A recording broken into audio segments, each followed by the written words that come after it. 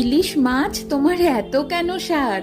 সত্যি এ প্রশ্নের কোনো উত্তর নেই, কিন্তু কলা পাতা ইলিশ মাছের পাতুরি কি করে করে সে প্রশ্নের উত্তর আমার কাছে আছে। সমান সমান সর্ষে আর পোস্ত, তার সাথে একটু কাঁচা লঙ্কা নিয়ে একসাথে বেটে নিতে হবে।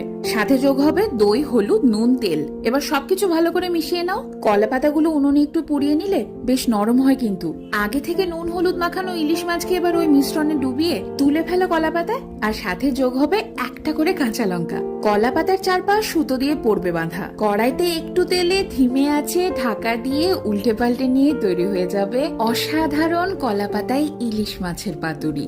আমাদের ছোটবেলায় একটা গান ছিল না, আরে দরজা খুইলা দেখুম যারে করুম তারে বিয়া। ওই রকমই অবস্থা দেখো। এই কলা পাতার দরজা জানলা খুলে যে ইলিশ সুন্দরী চোখের সামনে ধরা দিলেন, তাকে দেখবো না খাবো তা বুঝেই পাই না। এবার তোমায় প্রশ্ন করি, তুমিও কি ইলিশ ভালোবাসো?